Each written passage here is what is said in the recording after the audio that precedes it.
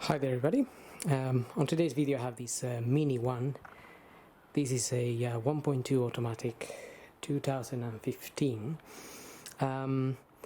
This is a Japanese import, so it may slightly differ in certain things, but it should be pretty much the same. I'm gonna be changing the front brake pads and the little sensor. These are my pads here, TRW GDB 1870, so these are for a number of minis here.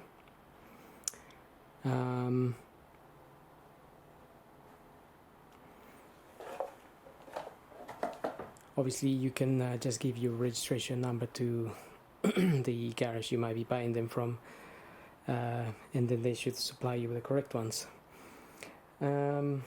We struggled a little bit to get the right ones because since this is an import we had to go by chassis.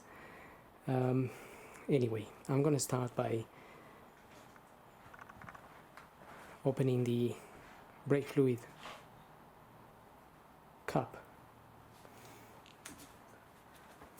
We're also gonna need a sensor when we change the pads. This is my sensor here.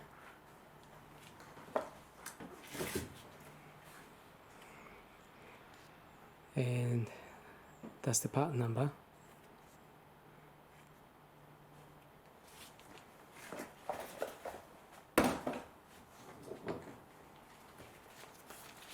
That's more or less what the pads look like. And that's where the sensor will go. Sensor goes on only one side, so I'm only gonna do one side and the other side will be a little bit easier without the sensor. Alright, so to get the brake fluid reservoir open, we just need to remove this little cover. There's a 10mm plastic nut in there. Just take that out, and then we have these little clips here holding this cover down. Just turn them. I already turned that one.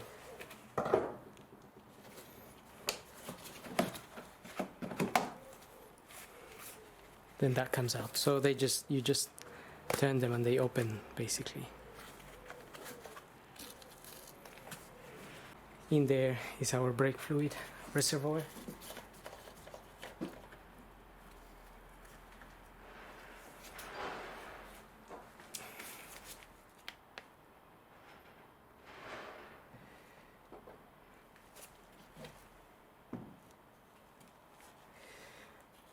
I can see the fluid on this is up to the max, which probably means when we press the piston back to get the new pads in, the fluid will come up, and if this is got too much fluid, it will overflow obviously and then go down and make a mess, but also because brake fluid is a little bit corrosive.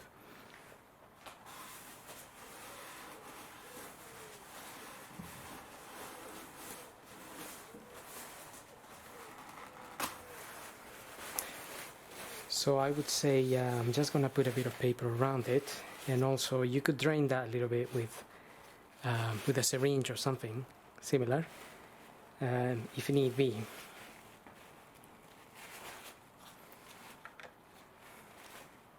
I'm just gonna leave the cover like that.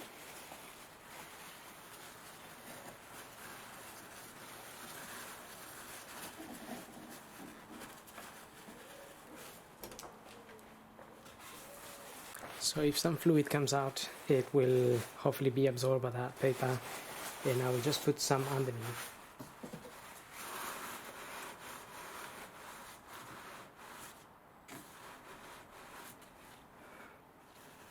Just in case that paper gets soaked, we can still catch any that may drop below.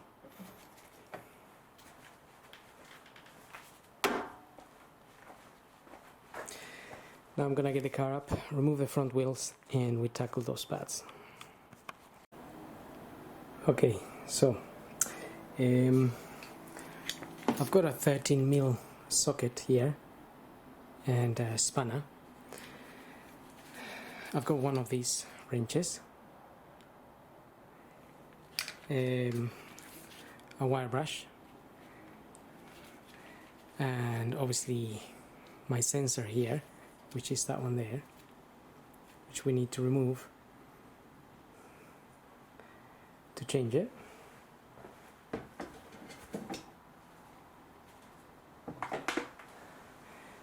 I also have a bit of copper grease and a cable tie. And the cable tie I will just use to hold the caliper on one side while we clean the area a little bit.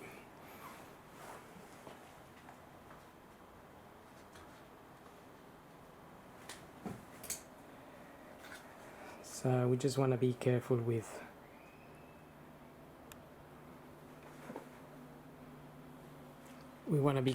this brake fluid pipe here once we open that caliper. And I'm also gonna use a long flathead screwdriver, something like this,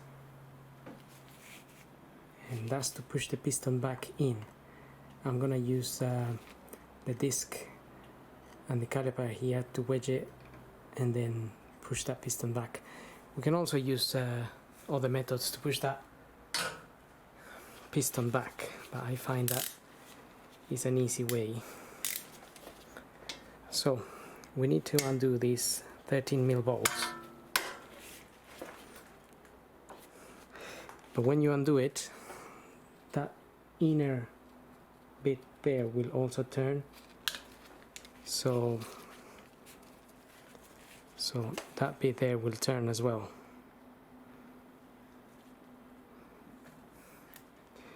And that's why I've got this, just to hold it in there. You can also use a spanner, but again, I use this method. I think it's quite easy.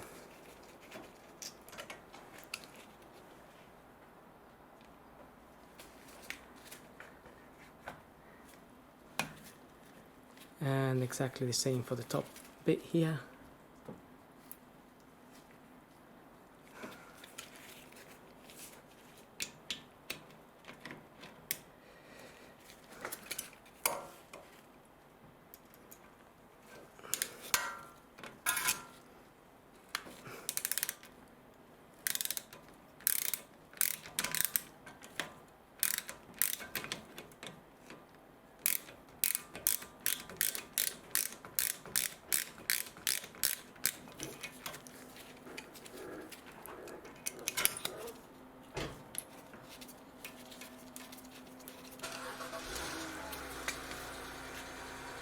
Okay, we can also pull the sensor out. I mean, I'm not going to be using this sensor anymore. It's already worn in, so it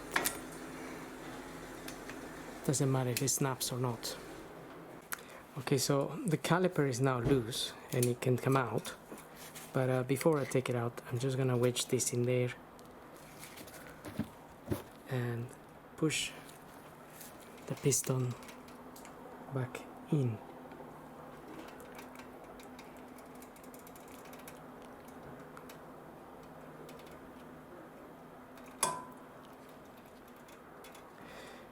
Okay, that's really nicely back in there.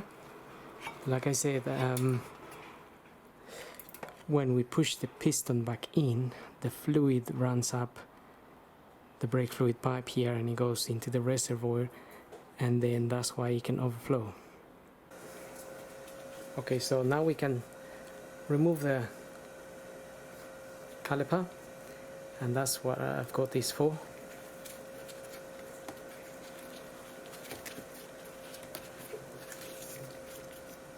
You can hold it from there, or actually depends how long your cable tie is, you can actually put it in there too.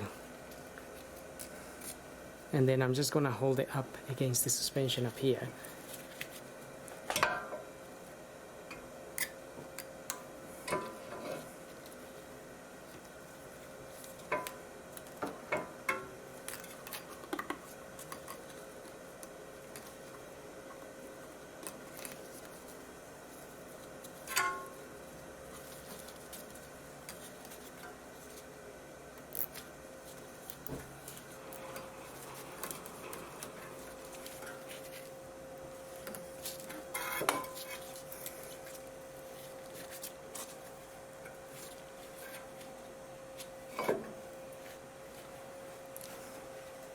Okay, so I'm holding the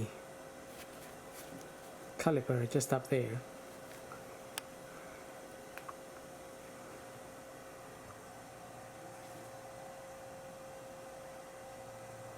and the main reason I'm doing that is just so, even though if I just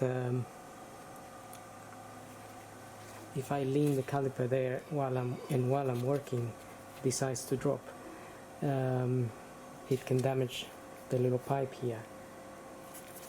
I mean, these pipes are quite robust, but we want to avoid any damage, otherwise we have extra work and we have to spend more money.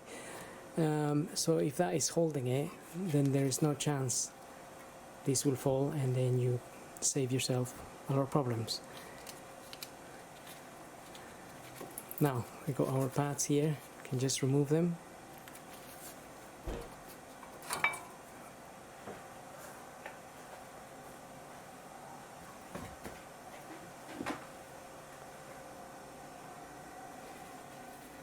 Just compare your pads, they look the same.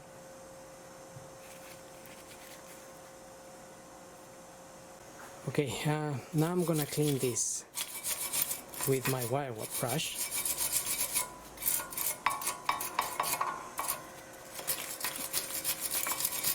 In some cases you may get this, in some kits you may get these metal bits supplied to you, so you just remove them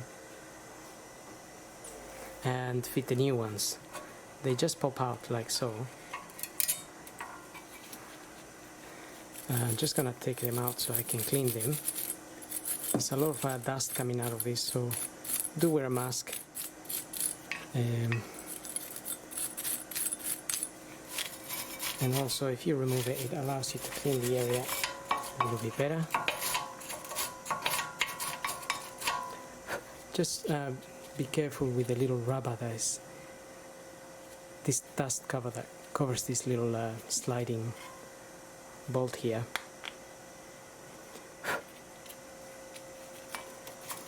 They are quite strong, but also if you pierce them, then they get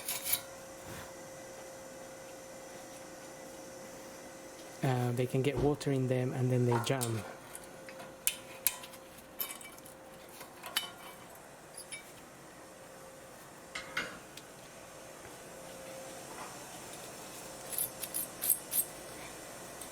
Just want to clean the inner bits really mainly.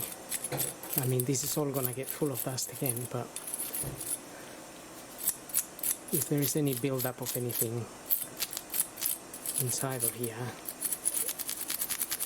then we can clean it as much as we can, so we can have a nice wearing of the pads, sliding nicely there. Just a bit of general cleaning, really.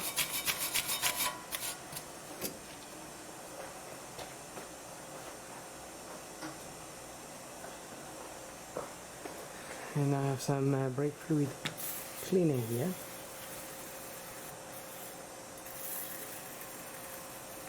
This is just a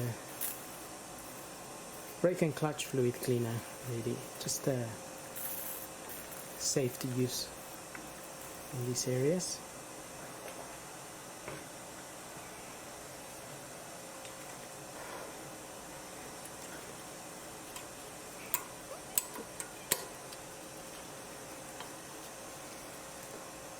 Fit our clips back in there.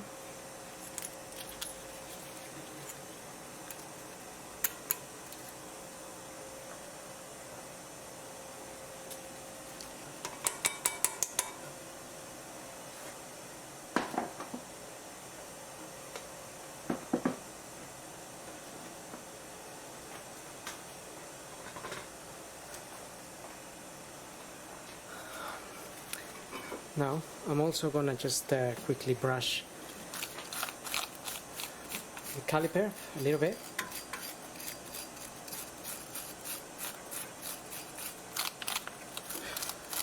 Just brushing the area of the piston here a little bit.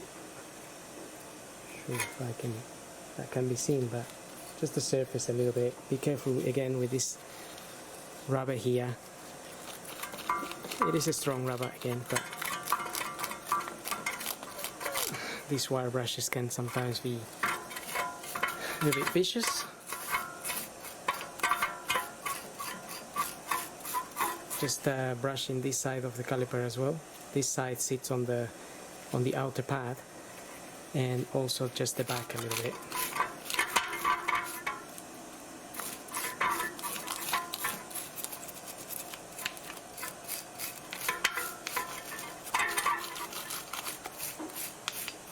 Just some general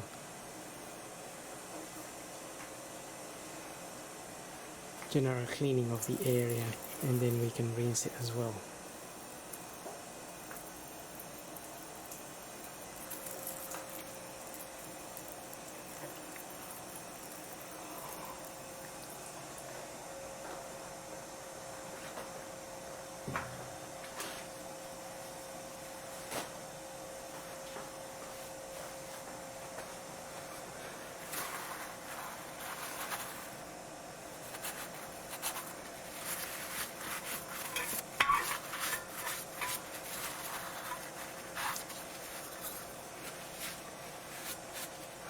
Okay.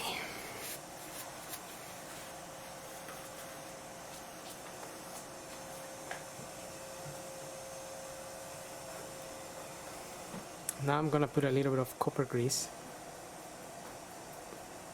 just a little bit on these sides where my pad's gonna sit.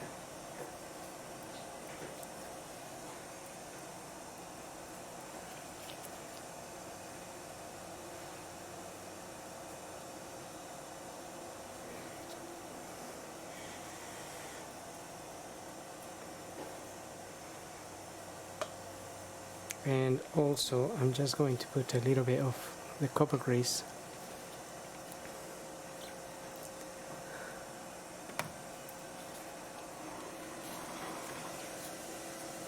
on the surface of the piston, just a bit that touches the pad.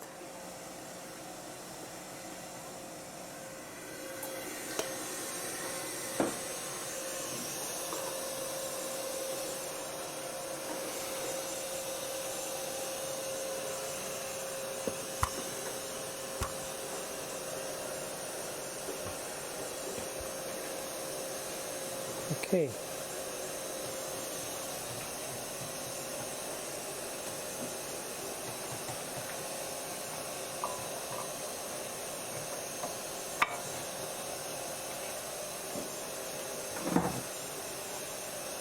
One part goes there, the other one goes on the other side. This side is where the sensor goes in. Your sensor will not fit on that. It will only fit on this side.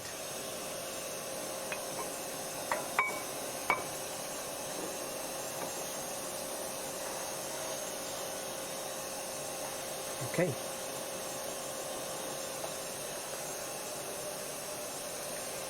Again, just put a little bit of copper grease here. This is where the caliper, these bits sit on there. Just trying to avoid anything sticking while this operates in its life, because water, everything will come through this.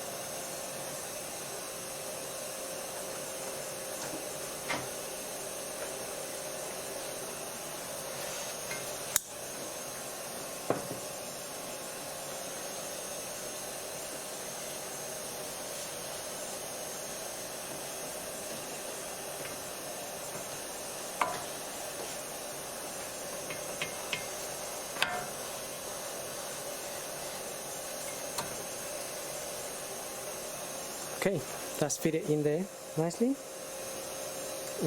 Obviously, if you find that you struggle to get that in there, just push the piston back in a little bit more. It may be just that that piston didn't go all the way in here.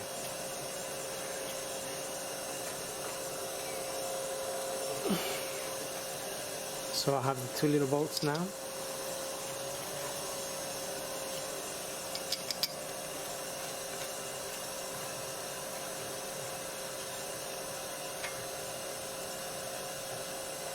Sometimes they're a little bit out of line, so you just need to adjust the piston as you can still move it.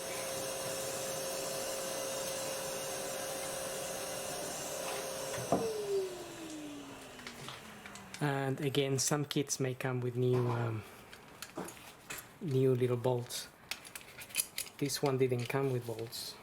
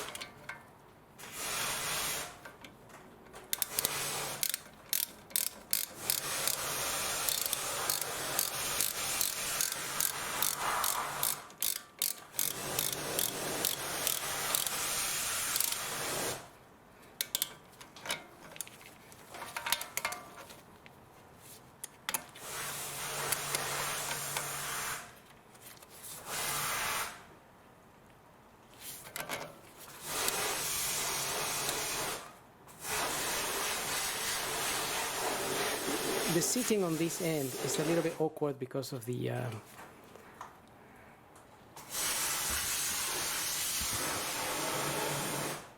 so basically my spanner is sitting a little bit sideways here because this bit here is touching back.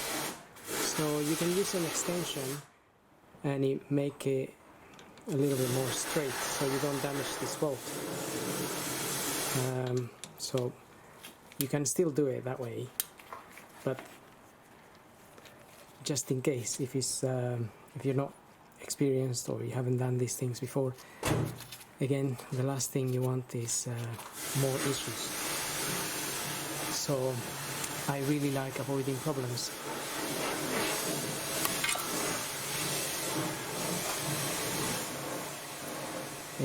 Now we can concentrate a little bit on our sensor. So the sensor comes out of there, goes just up here, and from here goes up there, and it just plugs up here, just up there. So we'll just follow it through.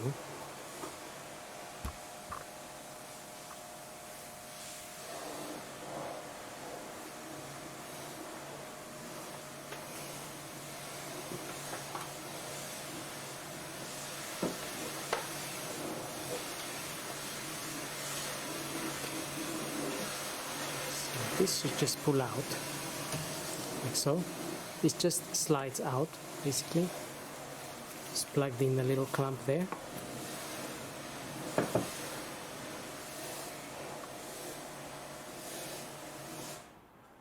And now we can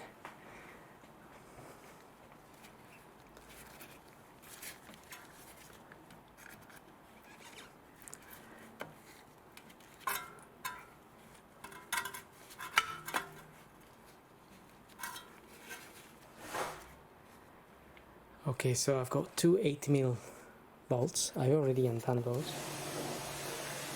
There's one up here at the top. It's there. And then there's this one.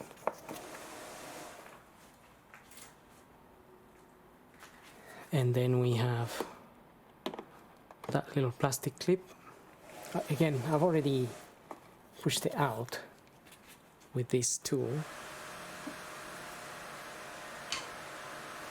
And then allows you to move this cover out a bit.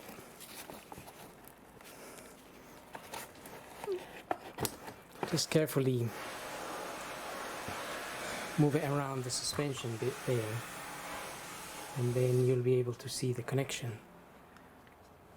There's another little clamp here. Gonna remove the wire from this.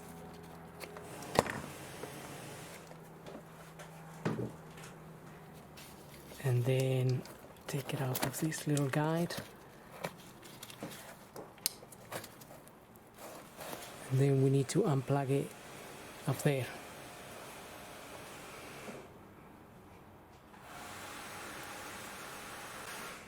Okay, so we just need to take this out and then press the little retaining clip there and pull this out.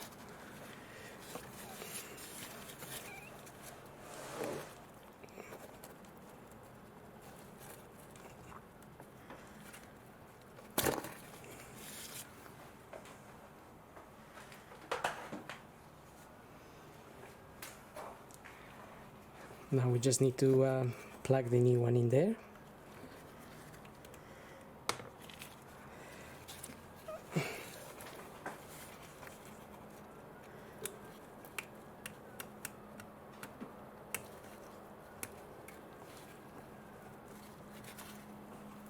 Okay, make sure it clips.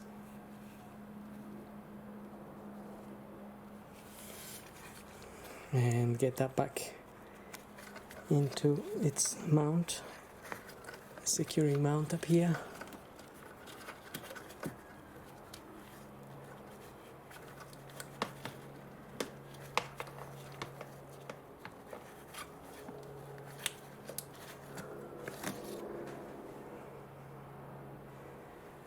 And that's it. Now we can refit our dust cover or mudguard back in there.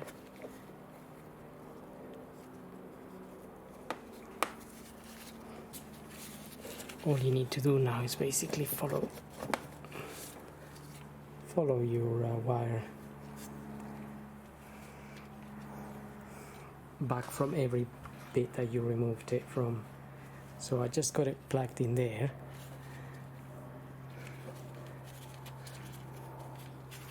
This bit will plug in here, like so. And then the sensor itself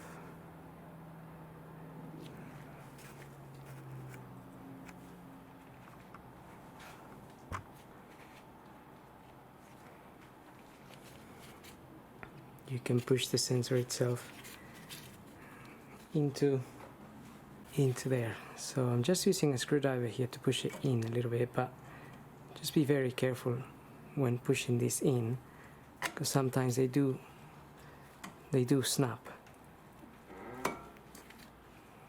Okay, that's in there, nice and secure. It's not coming out.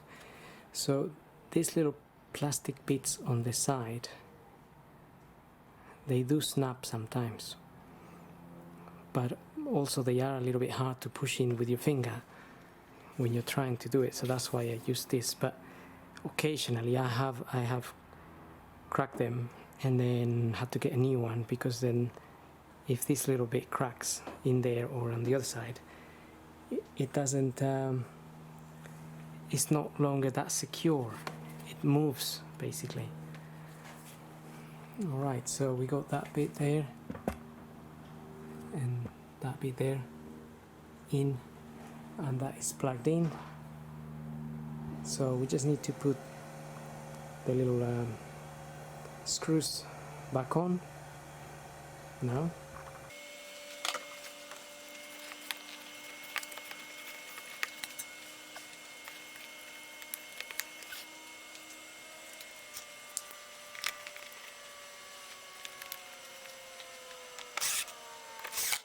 Those 8mm little bolts are just going into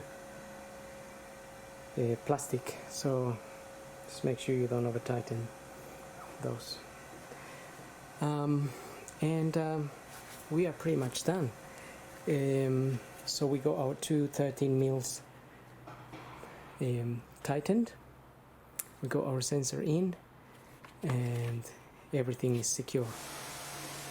Now we just have to put fit the wheel back on, and then we have to reset the computer inside of the car.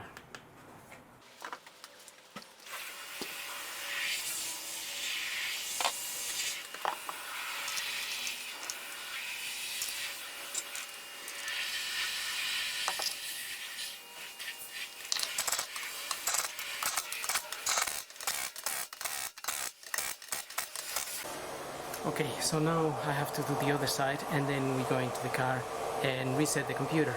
But that's pretty much it. The other side will be the same procedure, just a little bit easier because you haven't got the sensor to worry about. So, well, we'll get the computer reset. Okay, so I've got the car now down.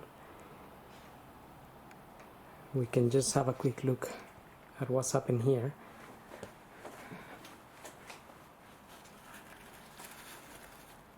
Okay, so nothing came out, which is good.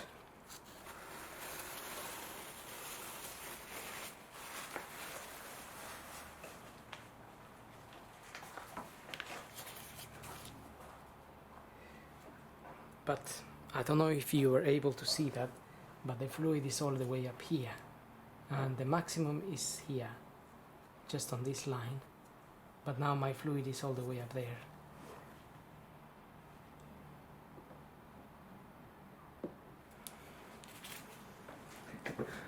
So what I'm gonna do is, the first thing I'm gonna do is I'm gonna press the brake, and that's gonna bring it down a little bit, and then I can see where we are. So that's one of the things that you need to do before you drive or do anything. Do pump the brake a couple of times, because it will go all the way in.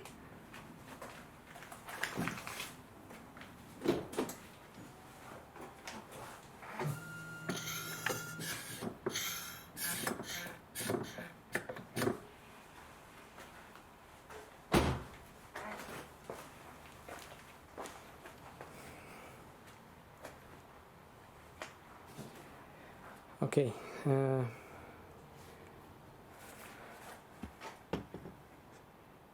so I can see it's gone down a little bit, but I can still see it's up here. It's just gone down a bit. You can just about, if I can shine that in there, you can see that the fluid is covering all this area all the way up here. Technically it should be just there.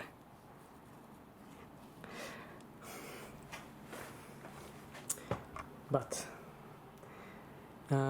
nevertheless, I'm gonna try to drain that a little bit with a syringe. The other way to get that fluid down would be if you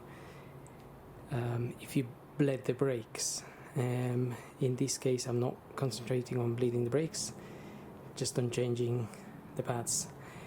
So again, even for myself in this case, I'm just gonna syringe some of that fluid out and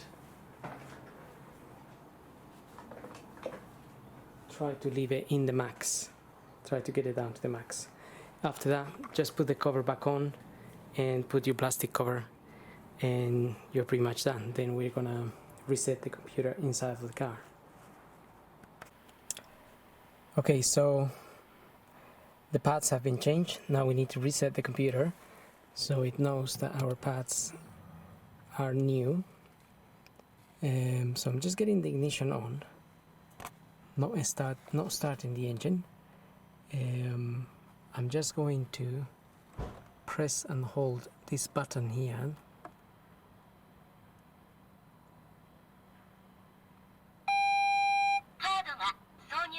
Okay, now that message comes up, you can toggle through the different messages with this little button here.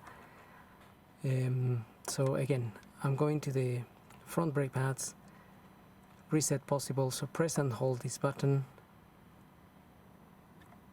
and then release it, and then it says perform reset, and then press and hold again, and then reset in progress. reset successful, so that's been done. The next thing I need to do is a brake fluid change. So the same procedure will be, if you change your brake fluid, you just need to press on that and hold it and then release it, and then it will ask you to reset it and then press and hold again. But I won't be doing that just now, so I remember to do it once I change the brake fluid. So that will be all for this video. I hope it helps, and thank you for watching.